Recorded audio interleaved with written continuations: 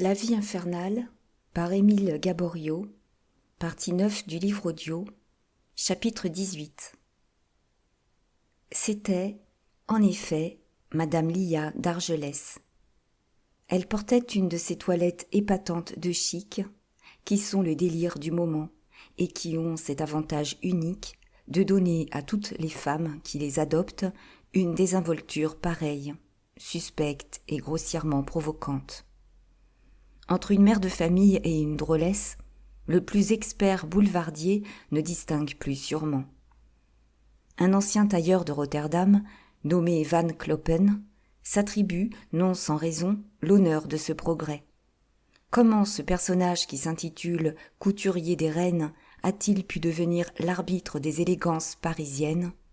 C'est à faire douter du bon sens des femmes qui se ruinent chez lui. Ce qui est sûr, c'est qu'il règne sur le chiffon. Il a décrété les jupes multicolores, courtes et superposées, les échancrures et les découpures, les ruches qui déforment la taille, les choux qui font une bosse ridicule dans le milieu du dos. On lui a obéi, si bien que de loin toutes les femmes ressemblent à un baldaquin qui marche. Madame d'Argelès paraissait sortir des mains d'un tapissier. Il lui eût plu peut-être d'être moins surchargée de soieries, mais c'était son état d'être à la dernière mode. Elle avait avec cela un imperceptible chapeau plat en équilibre sur un chignon en pyramide, d'où s'échappaient en cascade des torrents de cheveux. « Matin, la belle femme !» dit Chupin ébloui. Il est de fait qu'à cette distance, elle ne paraissait pas 35 ans, l'âge où la beauté a les provocations des fruits savoureux de l'automne. Elle donnait ses ordres pour la promenade et son cocher, une rose à la boutonnière, écoutait tout en retenant le cheval qui piaffait. « Le temps est superbe, » ajouta Chupin. « Madame va faire son tour du lac. »« Ah, la voilà partie, » interrompit M. Fortunat. « Courez, Victor, courez, et pas d'économie sur vos voitures, tous vos frais seront largement remboursés. » Déjà Chupin était loin. Le cheval de Madame d'Argelès détalait rapidement, mais l'employé du chercheur d'héritage avait les jambes et la laine du cerf, et il suivait sans effort.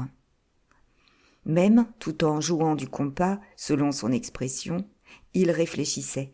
« Si je ne prenais pas de voiture, se disait-il, si je filais la dame de mon joli pied, je pourrais empocher légitimement 45 sous par heure, 50 avec le pourboire. » Arrivé aux Champs-Élysées, il reconnut, non sans chagrin, que ce projet était impraticable.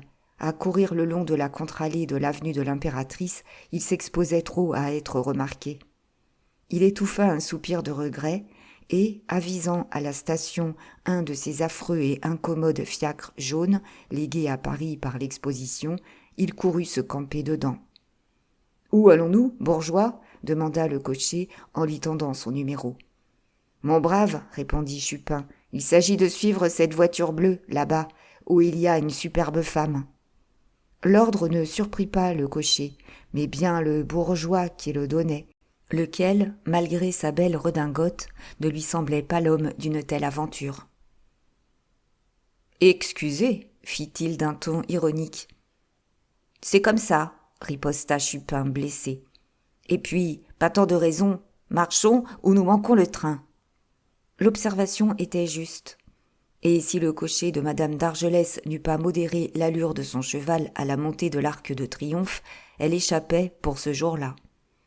Cette circonstance donna au fiacre jaune le temps de rejoindre, et il conserva assez bien sa distance le long de l'avenue. Mais, à la porte du bois, Chupin l'arrêta. « Halte, dit-il, je descends. Payez le tarif du bois, jamais de la vie. Je marcherai sur mes mains, plutôt. Voilà 40 sous pour votre course. Bien le bonsoir chez vous. » Et comme la Victoria bleue avait marché pendant ce temps, il prit son élan pour la rattraper. Cette manœuvre était le résultat de ses méditations pendant la route. « Que fera cette belle dame au bois ?» s'était-il dit. « Son cocher va prendre la file et tourner tout doucement autour du lac. J'en ferai autant avec mes simples jambes sans attirer l'attention. Et même, ce sera très bon pour ma santé. » Ces prévisions se réalisèrent de point en point. Bientôt, la Victoria dépassa le chalet où on vend de la bière, et, prenant la route à gauche, elle s'engagea parmi les équipages qui circulaient au petit pas. Ayant gagné le sentier du bord de l'eau réservé aux piétons, Chupin suivait sans peine, les mains dans les poches, tout réjoui de l'idée qu'outre la récompense promise, il gagnait en se promenant le salaire d'un cocher et d'un cheval. « C'est égal, grommelait-il. C'est encore un drôle de plaisir que de tourner à la queue leu-leu autour de ce lac, comme les bons hommes des orgues de barbarie. Quand je serai riche, je chercherai autre chose pour m'amuser. » Ce pauvre Chupin ignorait qu'on ne vient pas au bois pour s'amuser, mais bien pour essayer d'ennuyer les autres. Cette large route n'est en réalité que le champ de foire des vanités idiotes, un bazar en plein air, pour les exhibitions impudentes et le déballage du luxe. Voir et être vu, là est tout l'attrait. C'est-à-dire non, ce tour du lac a d'autres séductions encore. Sur ce terrain neutre se rencontrent, se coudoient, se toisent, sans vie des femmes qu'autrefois séparait un abîme. Quel délicat plaisir pour une femme honnête de se sentir roue à roue avec Jenny Fancy ou Ninette Simplon, ou toute autre de ces demoiselles qu'elle appelle des créatures, mais dont elle s'inquiète sans cesse, dont elle parle continuellement, dont elle copie les toilettes, la désinvolture, le jargon, à qui elle a pris les apparences, en attendant de prendre la réalité. On n'est pas le vice encore, mais on l'approche, on s'en imprègne, c'est toujours cela. Mais Chupin était à 1000 lieues de ses réflexions. Ce qui l'occupait, c'était la préoccupation de Madame d'Argelès. Elle regardait de tous côtés, se dressant même parfois à demi dans sa voiture, tournant la tête toutes les fois qu'elle entendait le galop d'un cavalier. Visiblement, elle cherchait ou elle attendait quelqu'un.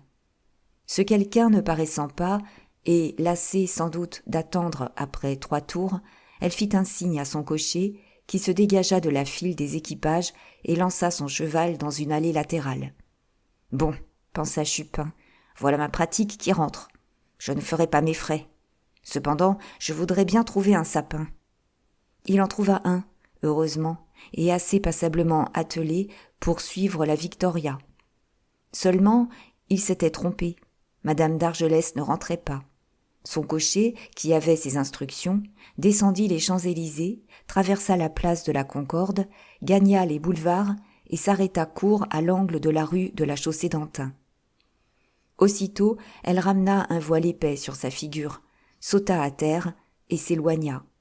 Ce fut si vivement fait que Chupin n'eut que le temps de jeter 2 francs à son cocher et de prendre sa course. Déjà, sa pratique, comme il disait, venait de tourner le coin de la rue du Helder et la remontait d'un bon pas. Il était un peu plus de 5 heures. Le jour baissait. « Je brûle », murmurait Chupin. « Je brûle, bien sûr. » Cependant, Madame d'Argelès avait pris le trottoir du côté des numéros impairs.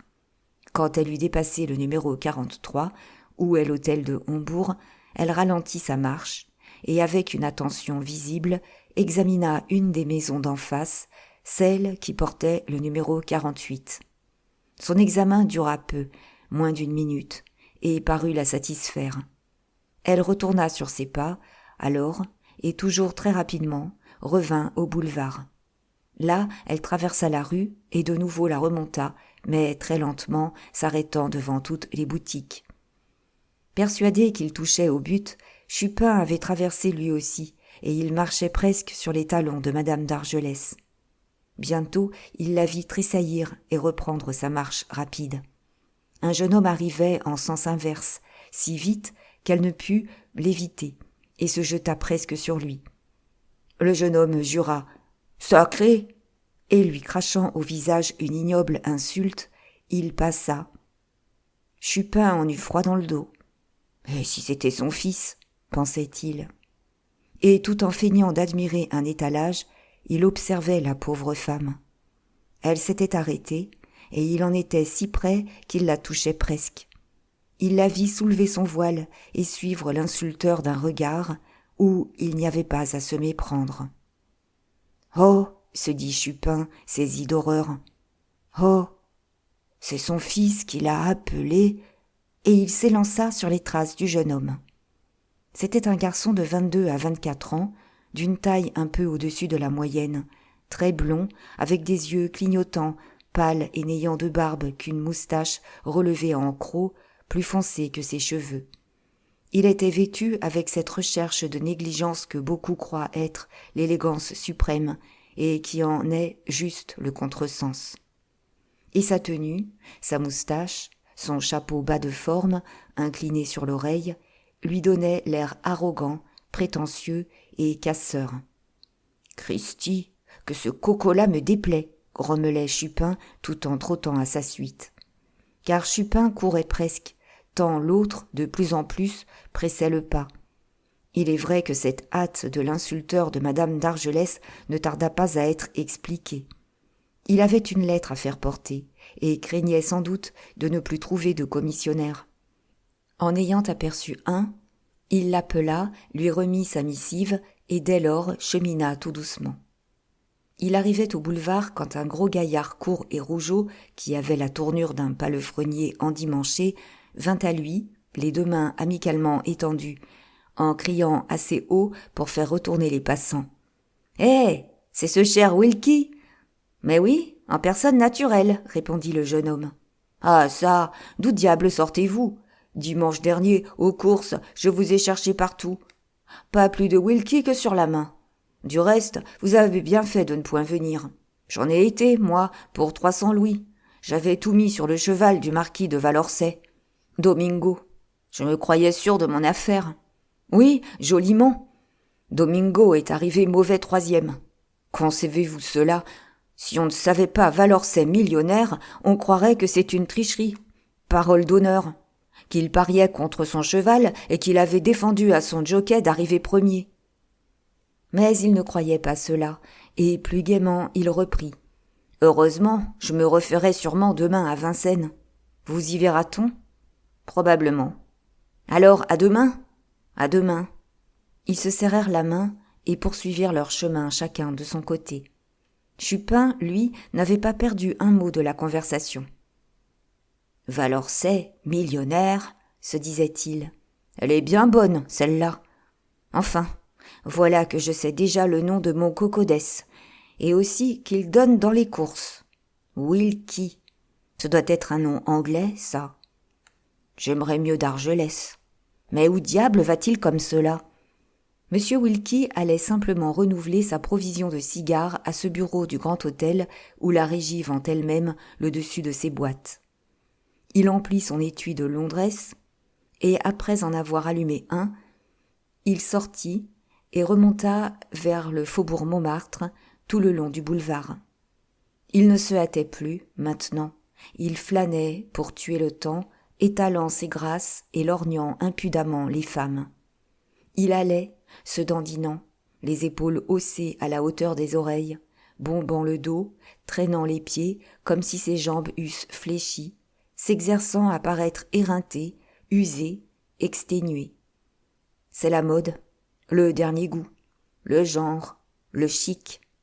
Cette pose est destinée à éblouir le public, à donner de soi cette idée brillante qu'on est un homme brisé par des excès exorbitants, écrasé de jouissance et de plaisir, usé, lassé, blasé, fourbu, crevé.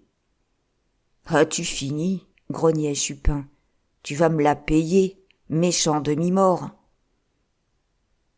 Il était si indigné que le gamin du faubourg se réveillant sous sa belle redingote, il avait des envies folles de huer M. Wilkie.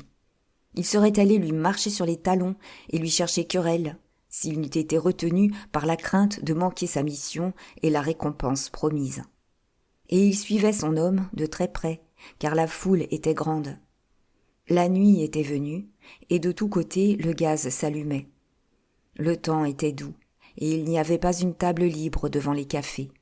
C'était l'heure de l'absinthe, heure unique où le boulevard présente un spectacle comme il n'en est pas au monde. Comment se fait-il que chaque soir, entre 5 et 7 heures, tout ce qui à Paris a un nom, tout ce qui est quelqu'un ou quelque chose, apparaisse, se montre, entre le passage de l'Opéra et le passage Jouffroy, Cela doit tenir à ce que là est le marché aux nouvelles fraîches et aux cancans de haut goût, le grand débit de l'anecdote scandaleuse, du canard politique et du mot scabreux. Là se fait la chronique parisienne qui sera le journal du lendemain.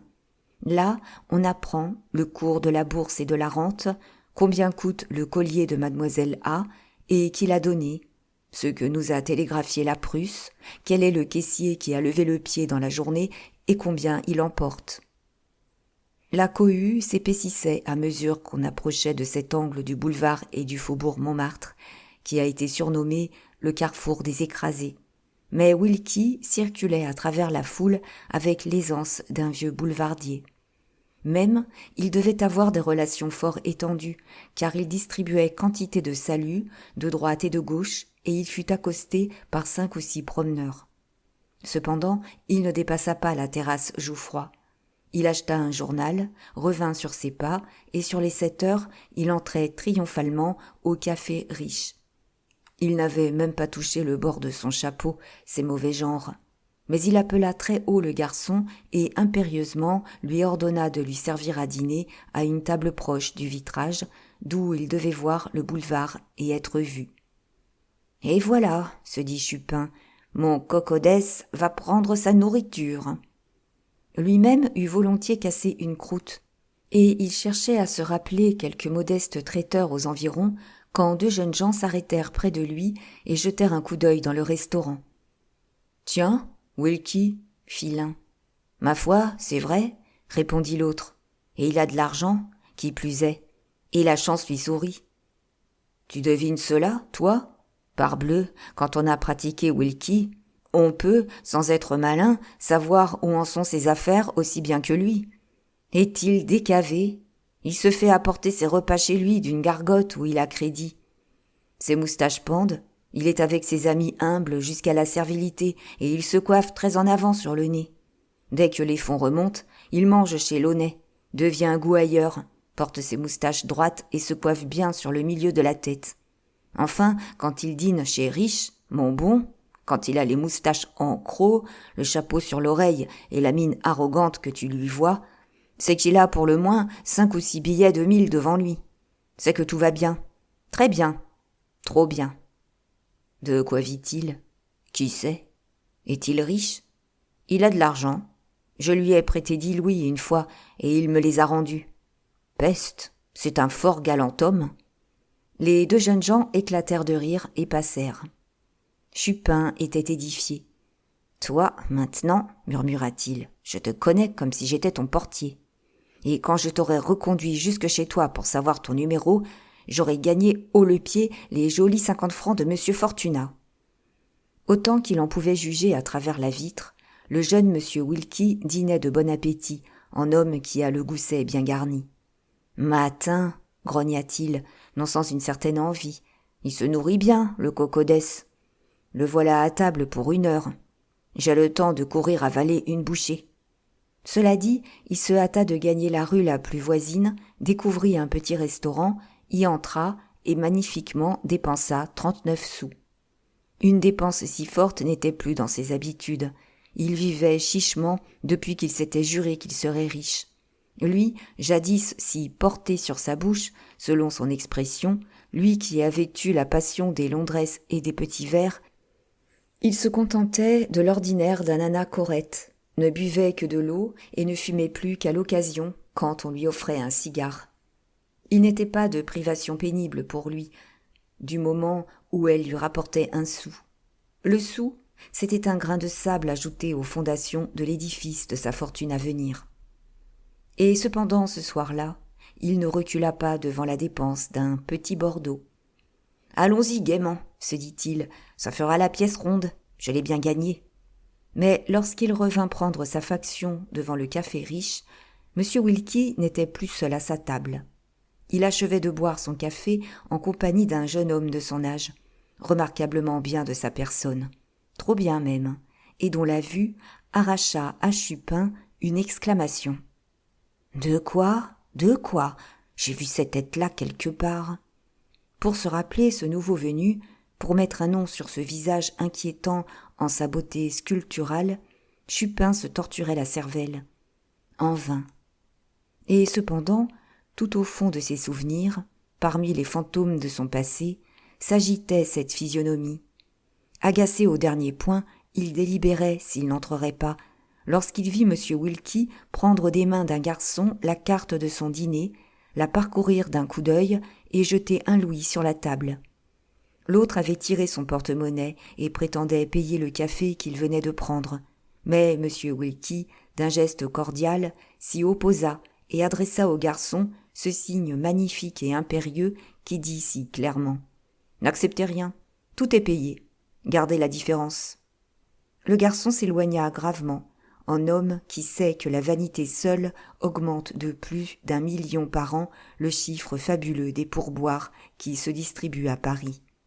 « Mes gaillards vont sortir, » pensa Chupin, « ouvrons l'oreille. » Et, pour recueillir leur conversation dès leur sortie, il s'approcha de la porte et mit un genou en terre, comme s'il eût été occupé à renouer les cordons de ses souliers. C'est là un des 1000 expédients des espions et des curieux. Et quand on est assez fou pour raconter quelques secrets dans la rue, on doit avoir au moins la sagesse de se défier des gens qui, près de soi, paraissent absorbés par une occupation quelconque. Ceux-là, 9 fois sur 10, écoutent, soit qu'ils y aient intérêt, soit par plaisir, soit pour la gloire. Mais les 2 jeunes gens qu'épiait Chupin étaient à 1000 lieues de se supposer l'objet d'une surveillance. M. Wilkie passa le premier, parlant très haut, comme il arrive au sortir de table quand on a bien dîné et qu'on a la digestion heureuse. « Voyons, Coralt, mon cher bon, disait-il à son compagnon, vous ne me quitterez pas comme cela, j'ai une loge pour les variétés, il faut que vous veniez. Nous verrons s'il est vrai que Silly imite Teresa aussi parfaitement qu'on le dit. C'est que je suis attendu quelque part. Eh bien, on vous attendra. Allons, vicomte, c'est dit, n'est-ce pas? Ah, vous faites de moi tout ce que vous voulez. Parbleu, mais avant, nous allons prendre un verre de bière pour finir nos cigares. Et savez-vous qui vous trouverez dans ma loge? Ils s'éloignaient. Le brouhaha de la foule couvrit leur voix. Chupin se releva. « Coralt » murmurait-il. « Vicomte de Coralt. Nous n'avons pas ça dans la maison. » Voyez à côté. « Coralt. » C'est bien sûr la première fois que j'entends ce nom-là. Est-ce que je me tromperais? Pas possible. Et après avoir dévisagé ce beau vicomte, il étudiait sa tournure, sa démarche, son geste, et de plus en plus il se pénétrait de son opinion première, se disant qu'un nom, après tout, ne signifie pas grand-chose, s'irritant de l'inconcevable trahison de sa mémoire. Cette préoccupation eut au moins ce bon côté d'abréger le temps qu'il passa à faire les 100 pas sur le trottoir, pendant que les 2 amis, installés à la porte d'un café, fumaient et buvaient. C'était toujours M. Wilkie qui parlait avec une certaine animation, et l'autre, le coude sur la table, écoutait froidement, abaissant seulement la tête, de temps à autre, en signe d'approbation. Ce qui indignait aussi Chupin, c'était qu'ils restaient là, pendant qu'ils avaient dans leur poche un coupon de loge. « Méchants crevés !» grommelait-il.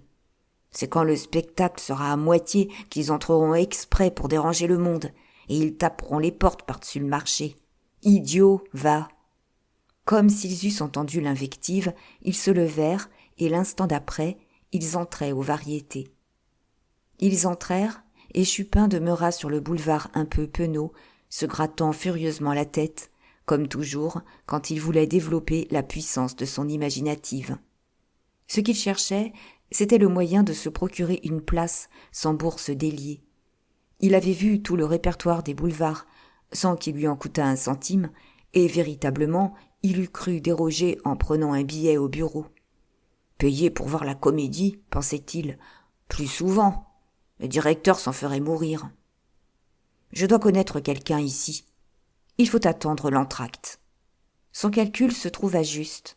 L'entracte venu, il distingua parmi la foule qui sortait du théâtre un grand gaillard à casquette vernie et à accroche-cœur collé aux tempes, qu'il avait fréquenté autrefois, qui pour le moment travaillait dans la claque et qui lui obtint d'un marchand de billets une place gratis. « Et voilà, il est bon d'avoir des amis partout. » murmura-t-il. C'était en vérité une fort bonne place qu'on lui avait donnée, aux 2e galeries, d'où il voyait au moins la moitié de la salle. Il ne lui fallut qu'un regard pour découvrir « c'est pratique », ainsi qu'il disait, dans une loge en face de lui. Ces messieurs avaient en leur compagnie 2 demoiselles à toilette excentrique, à cheveux jaunes furieusement ébouriffés, qui, tant qu'elles le pouvaient, s'agitaient, se démenaient, ricanaient et glapissaient, à la seule fin d'attirer sur elles les lorgnettes de toute la salle. Et leur manège réussissait. Cet aimable scandale paraissait contrarier M. de Coralt, et il se dissimulait de son mieux au fond de la loge, dans l'ombre. Mais le jeune M. Wilkie était visiblement ravi et manifestement fier de l'attention que, forcément, le public accordait à sa loge. Il s'offrait le plus possible au regard, il se penchait en avant, il se montrait, s'étalait, faisait la roue. Tout de même, pensait Chupin, il y en a qui sont trop bêtes, ce n'est pas juste. Il faut que le bon Dieu ne leur ait pas donné leur poids d'esprit. Moins que jamais, en ce moment, il pardonnait à M. Wilkie l'ignoble insulte qu'il avait jetée à la face de Madame Lia d'Argelès. Sa mère, vraisemblablement. Pour ce qui est de la pièce qu'on jouait, il n'en entendit pas 20 mots. Il était à ce point accablé de fatigue qu'il ne tarda pas à s'endormir. Le bruit de chaque entr'acte le tirait quelque peu de son assoupissement, mais il ne s'éveilla complètement qu'à la fin. Ses pratiques étaient encore dans la loge, et même M. Wilkie, debout, tendait galamment aux dames leurs manteaux et leurs châles. « On va donc rentrer, » se dit-il. Point. Sous le péristyle, M. Wilkie et M. de Coralt furent rejoints par plusieurs jeunes gens, et tous ensemble, ils allèrent s'installer dans un café voisin. Les demoiselles à cheveux jaunes avaient suivi. « Décidément, » gronda Chupin, « ils ont un grain de sel dans le gosier, ces particuliers-là. Je vous demande un peu si c'est une vie. » Lui-même, cependant, ayant mangé très vite, avait grand soif. Et après une longue délibération, le besoin parlant plus haut que l'économie, il s'assit à une table dehors et demanda un boc où il trempa ses lèvres avec un soupir d'avare. Il but à petits coups, ce qui n'empêche que son verre était vide depuis longtemps, que M. Wilkie et ses amis buvaient toujours dans le café. « Il paraît que nous allons coucher ici, » pensait-il. Sa mauvaise humeur s'expliquait. Il était 1h du matin, et après avoir enlevé les chaises et les tables autour de lui, on venait de le prier de se retirer. Les cafés se fermaient, et on entendait de tous côtés sonner les barres et claquer les targettes des volets. Sur le trottoir, les garçons en bras de chemise, une serviette autour du cou, se détiraient et respiraient avec délice un air relativement pur. Le boulevard se vidait. Les hommes s'éloignaient par groupes, et le long des maisons des ombres de femmes glissaient. Les sergents de ville surveillaient, la menace de contravention à la bouche, et il n'y avait plus d'ouvertes que ces petites portes honteuses, toutes basses et toutes étroites, par où les limonadiers font écouler leurs derniers consommateurs, les enragés, ceux qui demandent toujours un petit verre pour finir. C'est par une ouverture de ce genre que M. Wilkie et les siens passèrent. Quand ils parurent, Chupin eut un grognement de plaisir. Enfin, il allait, pensait-il, filer son homme jusqu'à sa porte, prendre son numéro et regagner son domicile. Mais sa joie fut de courte durée. Sur la proposition de M. Wilkie, il venait d'être décidé qu'on irait souper. M. de Coralt présenta quelques objections, mais les autres l'entraînèrent. Chapitre 29. « Ah, je la trouve mauvaise, à la fin, » grogna Chupin. « Ça va cesser, cette vie de polichinelle, où je vais chercher le commissaire. » Ce qui l'exaspérait, outre qu'il était rendu et qu'il tombait de sommeil, c'était l'idée que sa pauvre bonne femme de mère l'attendait, mourant d'inquiétude. Car lui, le garnement dont l'existence avait été jadis l'incohérence même, il était devenu rangé et régulier en ses habitudes, autant qu'un vieux rentier. Quel parti prendre, cependant ?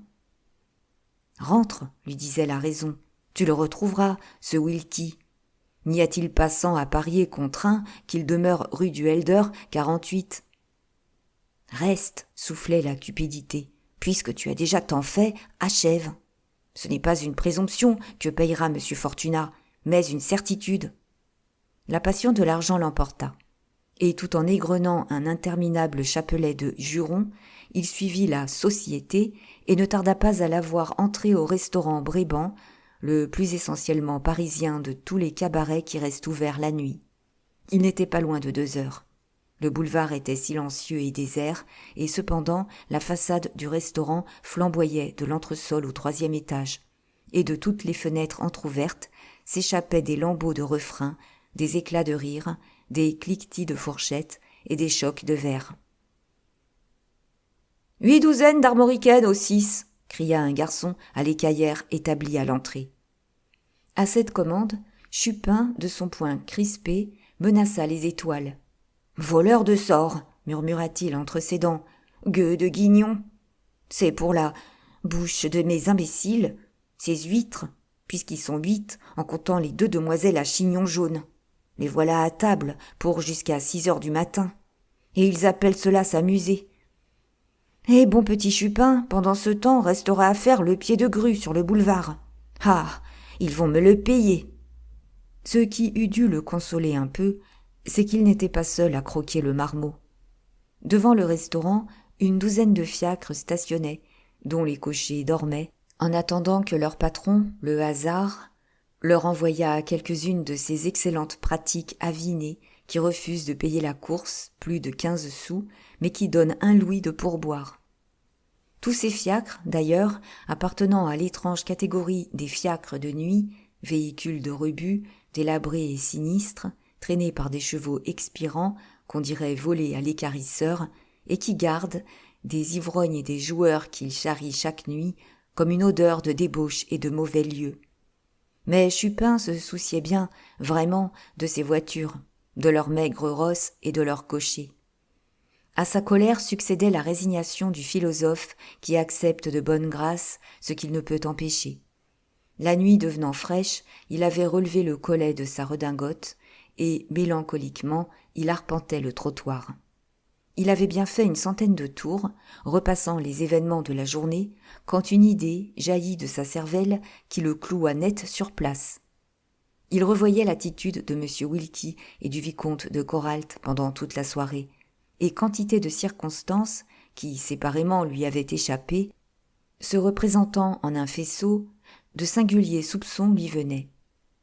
M. Wilkie, petit à petit, s'était grisé.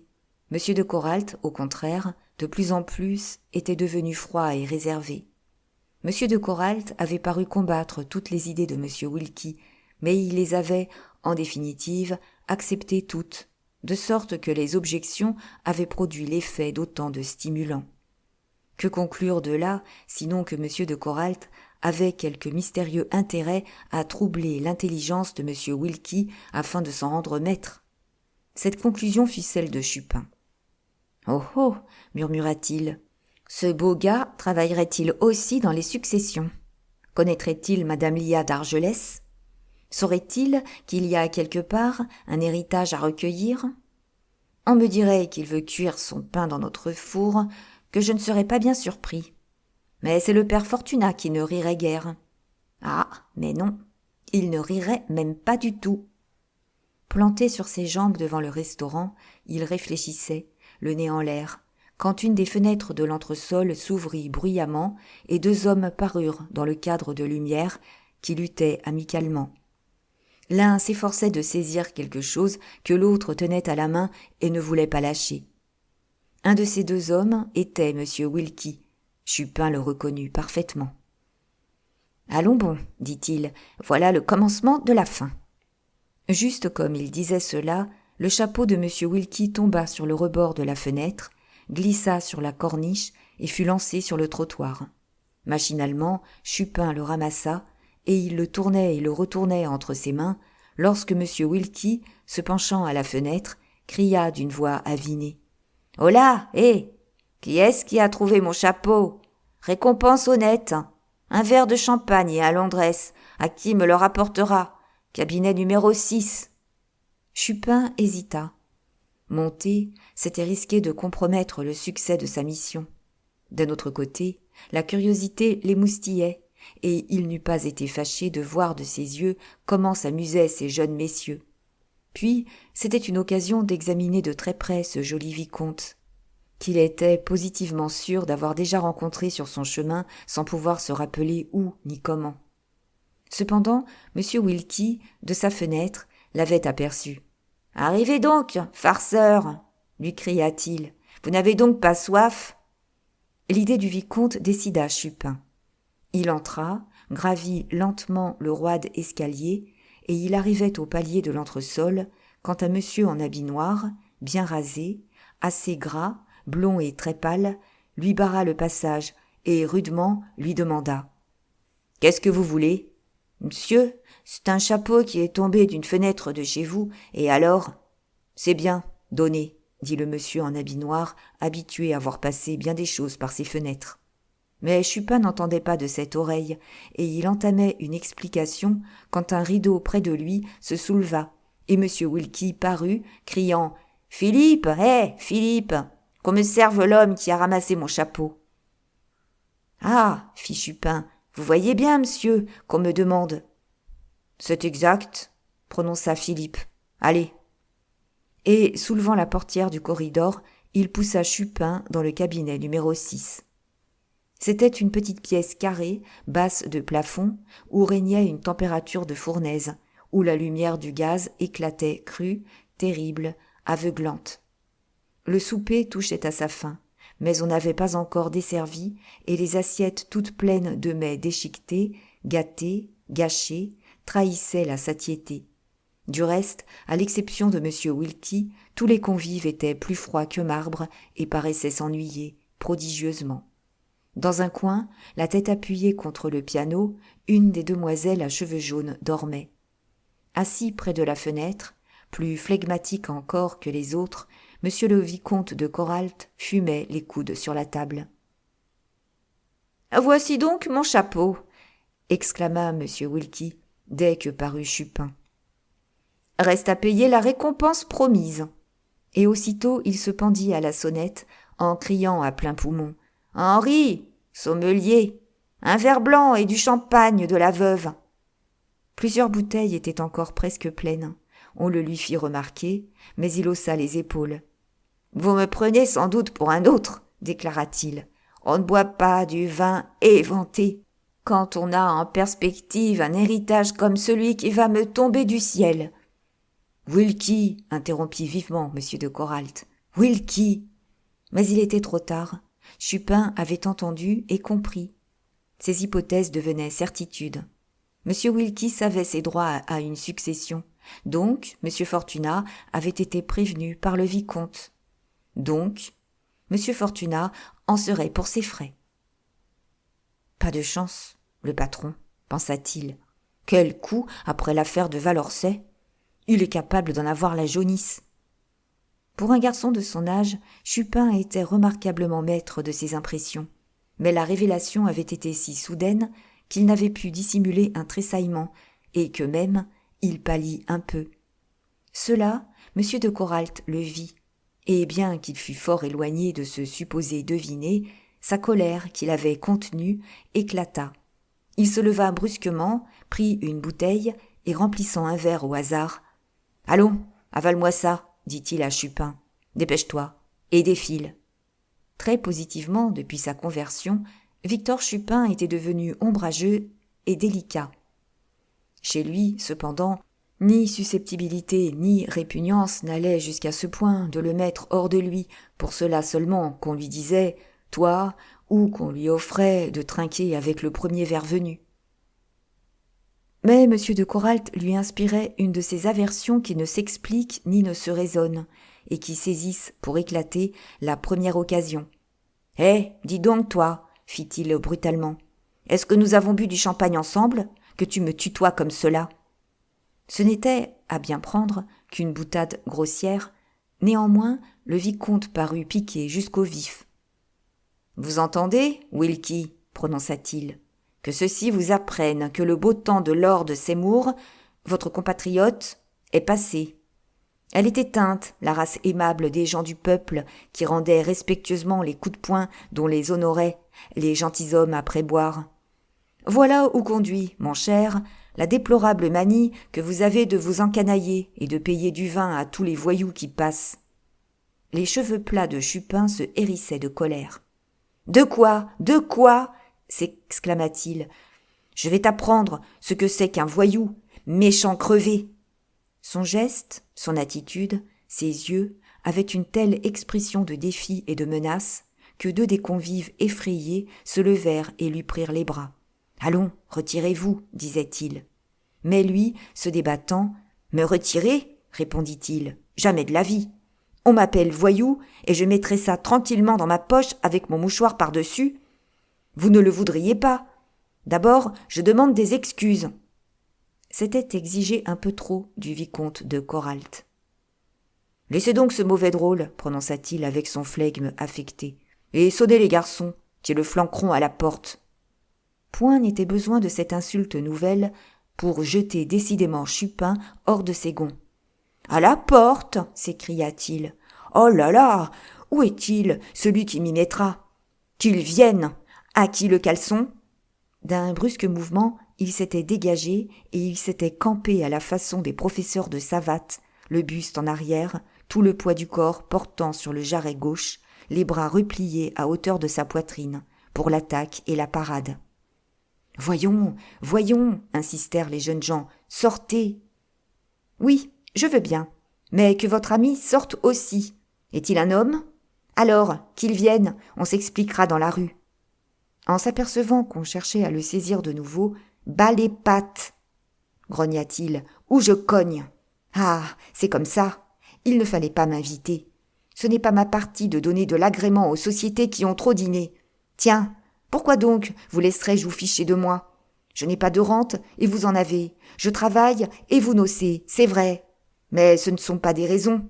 Et puis, laissez faire. Les gueux du matin sont quelquefois les riches du soir. À chacun son tour, n'est-ce pas ? J'ai l'idée que j'aurai de l'argent quand vous aurez mangé le vôtre. Alors on rira. Et comme je suis bon garçon, je vous jetterai mes cigares à moitié. » M. Wilkie paraissait ravi. En lui, il y avait quelques parcelles de ce grain de folie qui inspire les excentricités anglaises.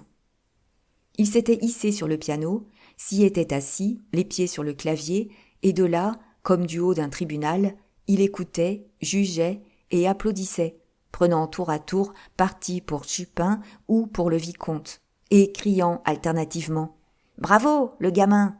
ou « Touché, Coralt !» Cela devait achever le vicomte. « Je vois bien, prononça-t-il, que sans les sergents de ville, nous n'en finirons pas. »« Les sergents !» hurla Chupin. « Ah, ça ne serait pas l'affaire, méchant !» Il s'arrêta court, la voix expirant dans son gosier, et il demeura béant, interdit, le geste interrompu, la pupille dilatée par la surprise. Un jeu de physionomie de M. de Coralt avait été pour lui un trait de lumière. Et il venait de se rappeler soudainement, et alors qu'il ne cherchait plus, où, quand et en quelles circonstances il avait connu le vicomte. Il se souvenait maintenant du nom qu'il portait lorsqu'il l'avait rencontré. « Oh !» bégaya-t-il sur 3 tons différents. « Oh ! Oh !» Mais cette découverte eut pour effet sinon de calmer sa colère, au moins de lui rendre comme par magie son sang-froid. Et c'est avec l'affreux accent gouailleur des purs faubouriens qu'il reprit, s'adressant à M. de Coralt. « Faut pas vous fâcher, bourgeois. Tout ce que j'ai dit, c'était histoire de rire. Je fais ma tête comme ça, mais je sais bien qu'entre un pauvre diable comme moi et un vicomte comme vous, il y a plus d'une marche d'escalier. Je n'ai pas le sou, voyez-vous, et c'est ce qui m'enrage. Je ne suis pas trop mal de ma personne, heureusement, et j'espère toujours que la fille de quelque banquier tombera amoureuse de moi et m'épousera. C'est ça qui serait de la chance. Pour lors, il ne me resterait plus qu'à essayer de me faire passer pour l'enfant perdu de quelque grand personnage, d'un duc, par exemple.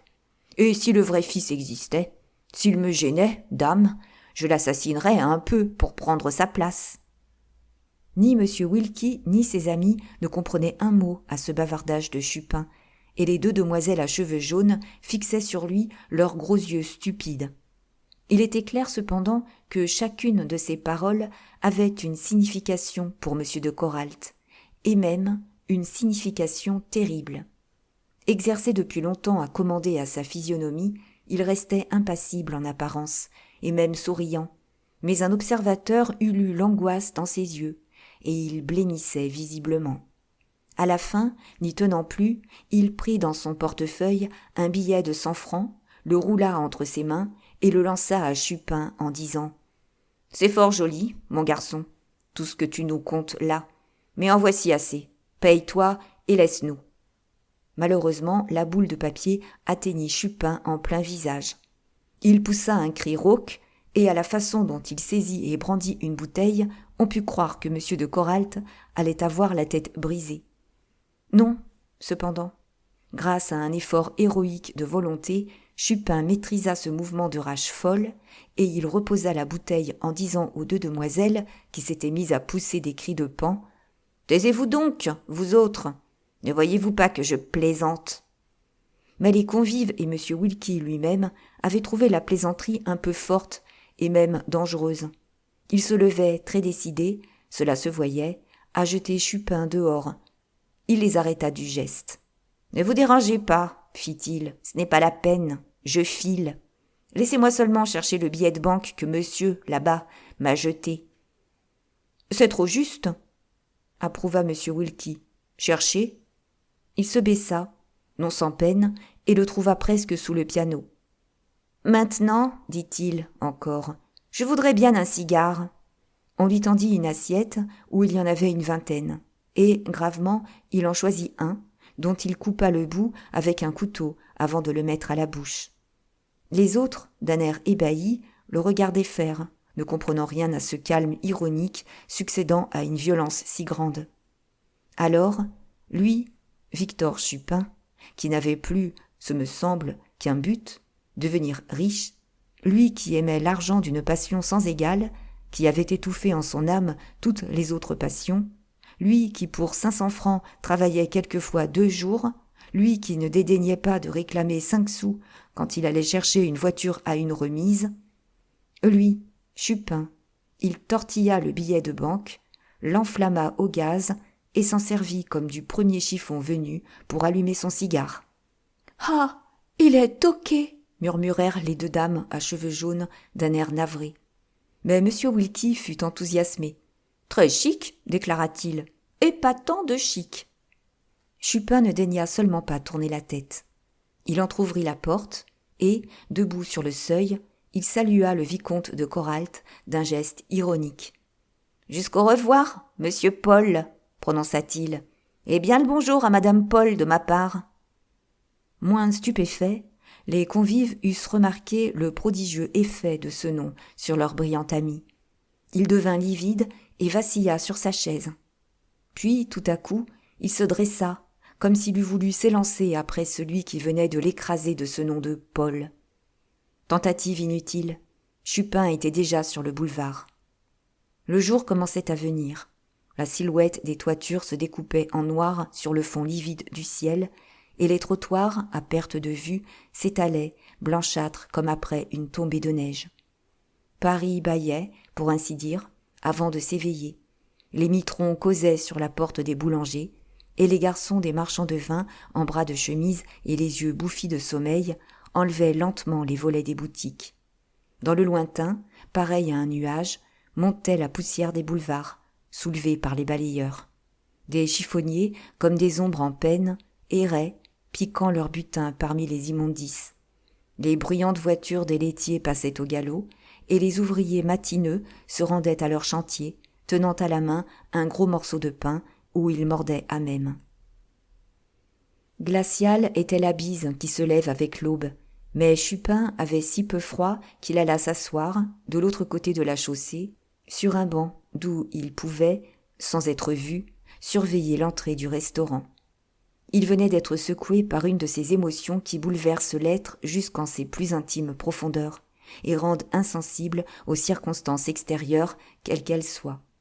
Sous les dehors brillants de ce soi-disant vicomte de Coralt, Chupin avait reconnu l'homme qu'il haïssait le plus au monde, ou plutôt le seul qu'il est. car il n'avait point l'âme méchante. Impressionnable à l'excès, comme un véritable enfant des faubourgs qu'il était, il avait l'étrange mobilité de sensation du Parisien. Si la moindre des choses allumait sa colère, il suffisait d'un rien pour l'éteindre, et il était incapable de rancune durable. Mais ce beau vicomte... Dieu, que je lui en veux à ce gars-là, répétait-il, les dents serrées de rage. Dieu, que je le hais.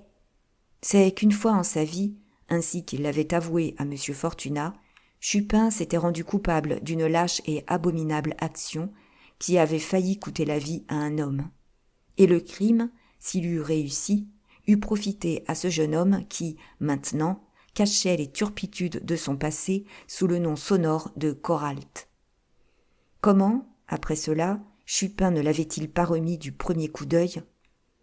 C'est que Chupin avait travaillé pour ce vicomte de fantaisie, sans pour ainsi dire le connaître, conseillé et poussé par des misérables qui exploitaient ses vices précoces. C'est à peine si, en ce temps-là, il l'avait entrevu 2 ou 3 fois, et jamais il ne lui avait parlé. Plus tard seulement, trop tard, il avait appris de quelle ignoble intrigue il avait été l'instrument. Et, revenu à des sentiments honnêtes, sincèrement repentant, il abhorrait Coralt, cause du crime. Et ce n'est pas tout. Coralt, dans ce cabinet particulier, s'était dressé devant lui, effrayant et implacable, comme le remords. Il avait éveillé dans les profondeurs de sa conscience une voix menaçante qui lui avait crié « Que fais-tu en ce moment ? Te voici encore espionnant pour le compte d'un homme dont tu te défies et dont tu ignores les véritables desseins. C'est ainsi que tu as commencé autrefois. As-tu oublié jusqu'où cela t'a conduit ? N'est-ce donc pas assez du sang qu'une fois déjà tu as eu sur les mains ? C'est folie que de prétendre rester honnête en faisant le métier des coquins. » C'est cette voix qui avait donné à Chupin le courage d'allumer un cigare à la flamme d'un billet de 100 francs. Et cette voix le torturait encore, pendant que sur son banc il essayait de se résumer la situation. En somme, où en était-il ? Avec un rare bonheur, il avait retrouvé le fils que dissimulait Athos et dont se cachait Madame Lia d'Argelès. Mais ce garçon, contre toute prévision, savait déjà qu'un héritage venait de lui échoir. Ce que s'était proposé de faire M. Fortunat, M. de Coralt, aussi bien renseigné que lui, l'avait très probablement déjà fait. Dès lors, c'était une partie perdue. S'obstiner devenait inutile. C'était bien cela, et tout eût été dit s'il ne fût advenu que Chupin connaissait l'inavouable passé du vicomte de Coralt. Cette circonstance changeait tout, car elle lui permettait de peser sur les événements d'une façon décisive. Armé du secret qu'il possédait, il pouvait, en intervenant à propos, donner la victoire à M. Fortunat et forcer M. de Coralt à capituler.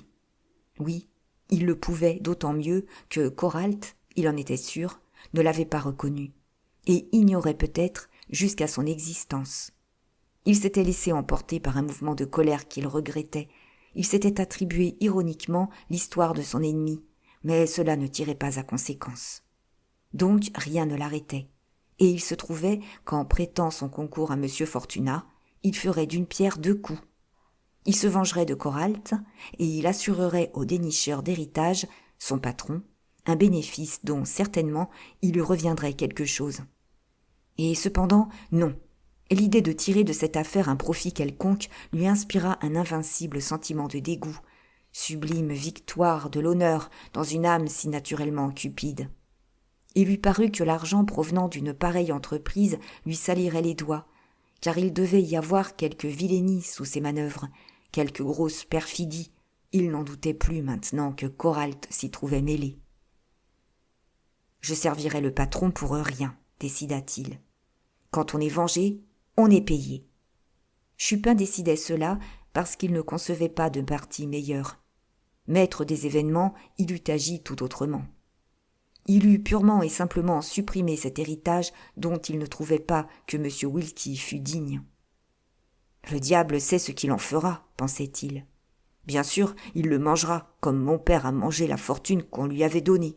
Il n'y a que les gredins pour avoir de la chance. » L'effort de sa méditation ne l'empêchait pas de surveiller fort attentivement l'entrée de la maison Bréban, car il était de la plus haute importance que M. Wilkie ne lui échappât pas. Il faisait grand jour et le restaurant se vidait. Paris s'éveillant et se levant, les aimables viveurs, qui avaient passé ce qu'on est convenu d'appeler une joyeuse nuit, se décidaient à regagner leur logis pour se coucher et dormir. Cela distrayait Chupin de les examiner à leur sortie.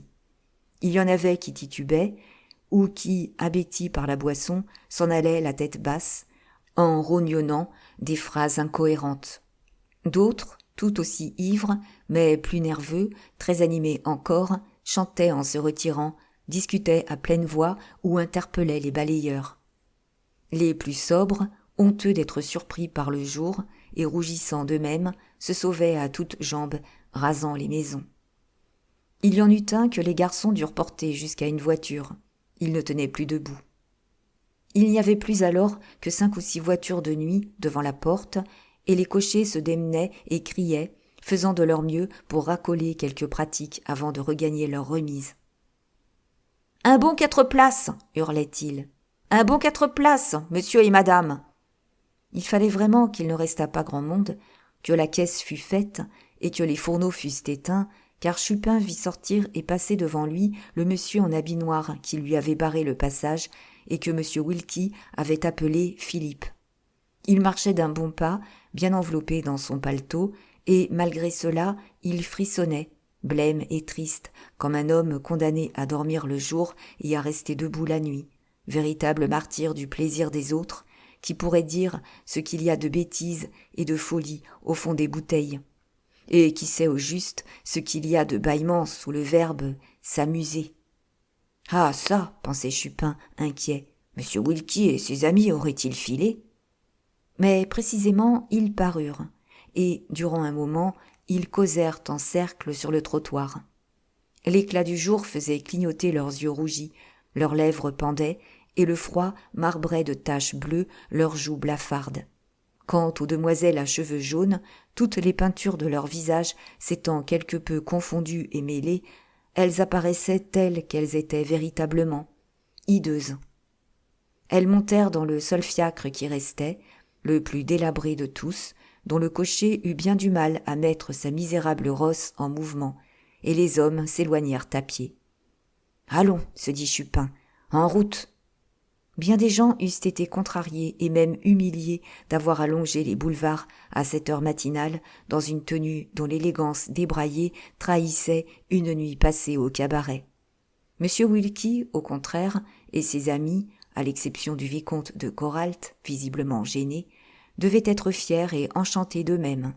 Cela se devinait rien qu'à la façon dont ils accueillaient les regards des passants. Ils s'estimaient pleins de chic. Ils produisaient un effet quelconque. Ils épataient le monde. Que souhaiter de plus ? Ce qui est positif, c'est qu'ils agaçaient terriblement Chupin, lequel les suivait, mais de l'autre côté de la chaussée et à une assez grande distance, car maintenant qu'il s'était montré, il avait à craindre d'être reconnu. « Méchant crevé !» grommelait-il. « On les saignerait à blanc, qu'on ne tirerait pas de 6 une chopine de 100 d'hommes.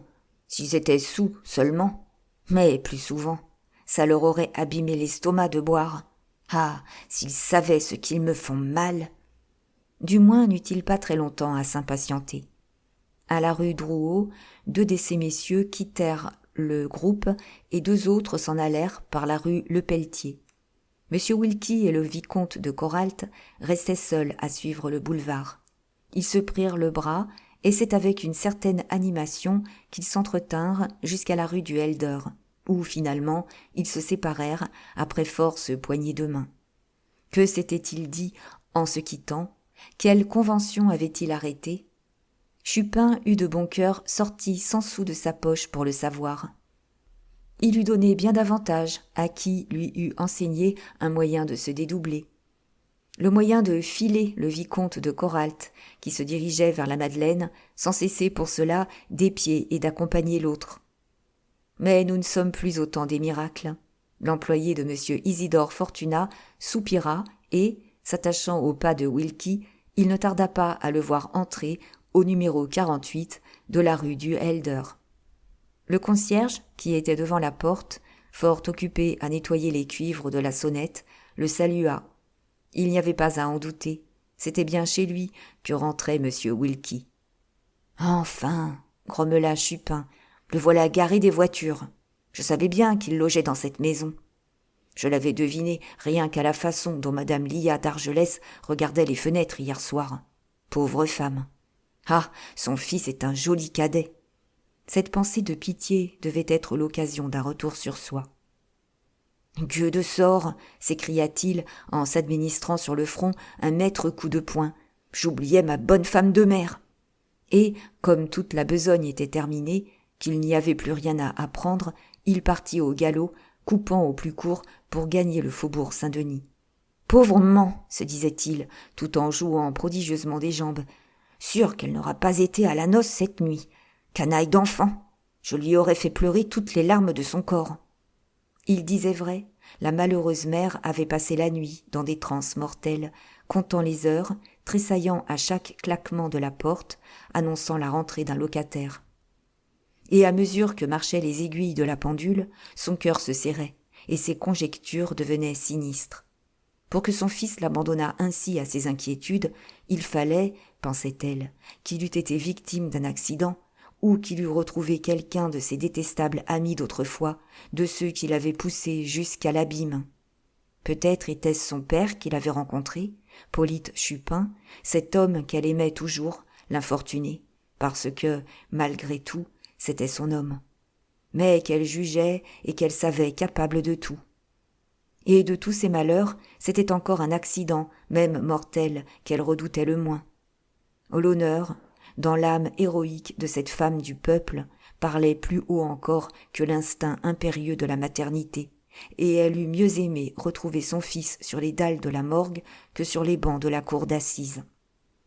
Ses pauvres yeux n'avaient plus de larmes, lorsqu'enfin elle reconnut, tout au bout du corridor, le pas familier de son Victor. Précipitamment, elle ouvrit la porte, et dès qu'elle le sentit près d'elle, car elle ne pouvait le voir, « Où as-tu passé la nuit ?» demanda-t-elle. « D'où viens-tu ? Que t'est-il arrivé ?» Pour toute réponse, il lui sauta au cou, suivant en cela l'impulsion de son cœur, et aussi le conseil de son expérience, qui lui disait que c'était là, certainement, la meilleure raison qu'il pût donner. Cela ne l'empêcha pas d'essayer ensuite de se justifier, et il y parvint, se gardant toutefois de confesser la vérité, redoutant le blâme de sa mère, sachant bien qu'elle serait moins accommodante que sa propre conscience. « Je te crois, mon fils, » prononça gravement la digne femme. « Tu ne voudrais pas me tromper, n'est-ce pas ?»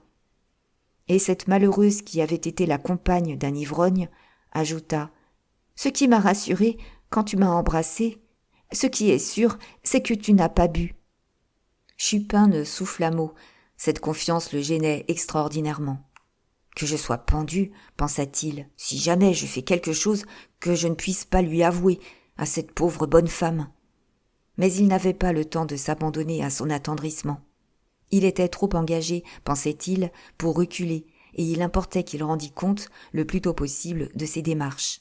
Puis, sa haine contre le vicomte de Coralt l'aiguillonnait. Il se dépêcha donc de manger un morceau, car il était exténué de besoin, et il ressortit en promettant bien de rentrer dîner. S'il se hâtait tant, c'est que c'était dimanche, c'est que M. Fortunat passait presque tous ses dimanches à la campagne et qu'il craignait de ne pas le rencontrer. Et tout en courant vers la place de la Bourse, il arrangeait dans sa tête l'histoire qu'il raconterait, pénétré de cette maxime populaire que toute vérité n'est pas toujours bonne à dire. Devait-il rapporter la scène du restaurant, nommer Coralt, dire qu'il n'y avait plus rien à apprendre à M. Wilkie ? Après mûre réflexion, il décida que non. Cela pouvait décider M. Fortunat à renoncer à l'affaire. Mieux valait le laisser courir à une déconvenue, lui tout révéler ensuite et profiter de sa colère pour en faire un instrument de vengeance. Ce dimanche-là, justement, M. Fortunat avait arrêté qu'il n'irait pas à la campagne. Il avait dormi la grasse matinée et il était encore en robe de chambre lorsque Chupin parut. Il eut un cri de joie à sa vue, devinant bien que s'il lui arrivait si tôt, c'est qu'il apportait d'heureuses nouvelles. « Vous avez réussi ?» lui cria-t-il. « Oui, monsieur. » Vous avez déniché le fils de la d'Argelès ? Je le tiens. Ah, je disais bien que vous êtes un garçon d'esprit. Vite, contez-moi tout cela. C'est-à-dire, non, faisons mieux, attendez. Il sonna, et madame Daudelin, sa gouvernante, étant accourue. Ajoutez un couvert, commanda-t-il. Monsieur Chupin déjeune avec moi. Et servez. Cela vous convient, n'est-ce pas, Victor ? Il est 10 heures, j'ai faim. Nous causerons mieux en buvant une bouteille de vin blanc. C'était une faveur immense et qui donna à Chupin l'exacte mesure du service qu'il avait rendu. Il n'en fut pas enorgueilli, cependant, mais il regretta d'avoir mangé avant de venir. Cette faveur, M. Fortunat ne la regretta pas, une fois à table, et même il oubliait son appétit en écoutant le récit de son employé. « Très bien, interrompait-il à tout moment, parfait, on n'est pas plus adroit, je n'aurais pas mieux fait. Vous serez content de moi, Victor, si l'affaire réussit. » Et sa satisfaction débordant en un monologue présomptueux. « Et pourquoi ne réussirait-elle pas ?» poursuivait-il. « En fut-il jamais une si simple et si belle ? Je puis tout exiger. 100, 200, 300 000 francs. Ah, le comte de Chalus a bien fait de mourir. Du coup, je pardonne à Valençay. Qu'il garde mes 40 000 francs, je les lui donne. Qu'il épouse mademoiselle Marguerite, je lui souhaite beaucoup d'enfants, et que la dame d'Argelès soit bénie. » Il voyait si bien sa fortune faite que, dès midi, n'y tenant plus, il monta en fiacre avec Chupin pour se rendre chez M. Wilkie, déclarant qu'au besoin, il saurait bien l'éveiller. Arrivé rue de Helder, il recommanda une fois encore à son employé de l'attendre dans la voiture, et, pénétrant dans la maison, il demanda « Monsieur Wilkie ?»« Au second, » répondit le concierge. « La porte à droite. » Le chasseur d'héritage monta lentement. Il sentait l'absolue nécessité de se remettre, de reprendre son inébranlable aplomb, et c'est seulement quand il se fut composé une figure de circonstance qu'il sonna. Un petit domestique, souffre-douleur de M. Wilkie et qui se vengeait en le volant outrageusement, vint ouvrir et commença par déclarer que son maître était absent. Mais M. Fortunat s'entendait à forcer les consignes. Il manœuvra si bien que le jeune garçon, embarrassé, finit par le faire entrer dans un petit salon en lui disant « Alors, asseyez-vous, je vais prévenir monsieur. »« Allez, » dit le dénicheur d'héritage. Seulement, au lieu de s'asseoir, il se mit à examiner la pièce où il se trouvait, et aussi, par une porte entrebâillée, une pièce voisine. Il avait cette opinion qu'un logis reflète le caractère de qui l'habite, aussi sûrement qu'une coquille indique la forme de l'animal qui y vit. M. Wilkie était confortablement logé, mais son appartement était orné avec une profusion prétentieuse et d'un goût plus que douteux. Il s'y voyait peu de livres, mais en revanche des cravaches, des fouets de toutes formes, des éperons, des fusils, des carniers et des cartouchières, enfin quantité de ces ustensiles ridicules dont un sportsman ne saurait se passer. Au mur, point de tableau, des portraits de chevaux célèbres trahissaient immédiatement le gentleman propriétaire, pour sa part, d'un 8e de Ross qualifié cheval de course. Ayant vu, M. Fortunat sourit. « Mon gaillard, pensa-t-il, est un de ces petits messieurs qui veulent se moucher plus haut que le nez. Entre mes mains, il ne pèsera pas une once. » Il s'arrêta. Le petit domestique rentrait, qui lui dit « Monsieur est dans la salle à manger, si monsieur veut passer. » Le guetteur de succession passa et se trouva en face de M. Wilkie, lequel déjeunait d'une tasse de chocolat. Non seulement il était levé, mais encore il était habillé de pied en cap pour sortir, et si mirifiquement qu'on l'eût pris pour un homme d'écurie de bonne maison. Un couple d'heures de sommeil l'ayant tout à fait remis, il avait repris l'arrogance qui était le trait distinctif de son caractère et le signe de sa prospérité. Voyant entrer un visiteur inconnu, il cligna de l'œil pour le toiser et, tout au plus poliment, « Que désirez-vous » demanda-t-il. « Monsieur, je viens pour une affaire. »« Eh bien, le moment est mal choisi. On m'attend à Vincennes pour les courses. J'ai un cheval engagé. Ainsi, vous comprenez. » Intérieurement, M. Fortunat s'amusait de l'outrecuidance de M. Wilkie. « Mon gaillard, songeait-il, sera moins pressé quand il saura ce dont il retourne. » et tout haut, il reprit. « La chose, monsieur, peut se dire en 4 mots. Alors, allez-y. » Le dénicheur d'héritiers commença par fermer une porte laissée ouverte à dessein par le domestique, puis, revenant tout près de M. Wilkie, et de l'air le plus mystérieux. « Que donneriez-vous bien, commença-t-il, à l'homme habile qui, tout à coup, vous mettrait en possession d'une fortune immense, d'1 million, de 2 millions, peut-être. » Il avait préparé son effet. Il le croyait sûr. Il s'attendait à voir M. Wilkie tomber à ses genoux. Et pas du tout. L'aimable gentleman ne sourcilla pas, et c'est du plus beau calme et la bouche à demi pleine qu'il dit. « Je sais le reste. Vous venez, n'est-ce pas, cher monsieur, pour me vendre le secret d'une succession vacante en ce moment et qui m'appartient. Eh bien, vous arrivez mauvais deuxième. » Le plafond s'effondrant sur M. Fortunat ne l'eût pas mis en si piteux état. Il demeura béant, stupide, écrasé, et ses yeux eurent une telle expression d'ahurissement que l'autre éclata de rire. Pourtant, il essaya de se débattre, mais en homme qui se noie, qui a bu plus d'une gorgée et qui coule. « Laissez-moi vous expliquer, balbutia-t-il. Permettez-moi. Oh, inutile, je sais mes droits. J'ai traité, cher monsieur, ma parole est engagée, et demain ou après-demain, je signerai mes conventions. » « Avec qui ? Ah, permettez, c'est de la vie privée, cela. » Il avait achevé son chocolat, il se versa un verre d'eau glacée, le but, s'essuya les lèvres, et se levant de table, « Vous m'excuserez, cher monsieur, poursuivit-il, si je ne vous reconduis pas. Je vous l'ai dit, on m'attend à Vincennes. J'ai 1000 louis sur Pompier de Nanterre, mon cheval, et mes amis ont 10 fois autant. Qui sait ce qui arriverait si je n'étais pas là au départ ?» Et aussitôt, sans plus faire attention à M. Fortunat, que s'il n'eût pas existé, « Toby !» s'écria-t-il. « Drôle ! Marot ! Où es-tu ? Ma voiture est-elle en bas ? Allons, ma canne, bien vite. Mes gants, ma jumelle de course. Descends du champagne dans le coffre. N'oublie pas des allumettes. Cours mettre ta livrée neuve. Dépêche-toi donc, animal. J'arriverai trop tard. » M. Fortunat sortit. L'effroyable colère qui succédait à la stupeur idiote charriait avec une violence inouïe tout son sang à son cerveau. Il avait un nuage pourpre devant les yeux, ses oreilles tintaient, et à chaque pulsation, son crâne était ébranlé comme par un coup de marteau. Ce fut si terrible qu'il eut peur. « Vais-je donc avoir une attaque d'apoplexie ?» pensa-t-il. Et, comme tout autour de lui tourbillonnait, comme les planchers semblaient se dérober sous ses pieds, il s'assit au beau milieu de l'escalier, attendant que ce dangereux vertige passât un peu, s'efforçant de s'arraisonner et appelant à son secours toute sa philosophie.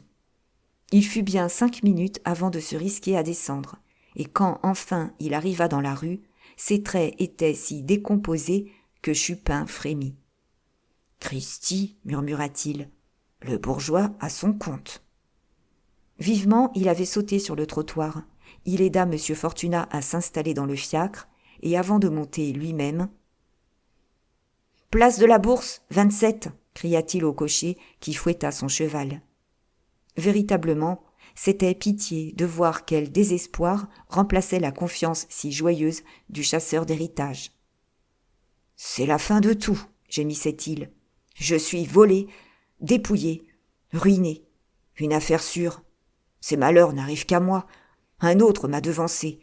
Un autre touchera la prime. Oh, si je le connaissais, le misérable, si je le connaissais !»« Minute, interrompit Chupin. Je le connais, moi, ce particulier.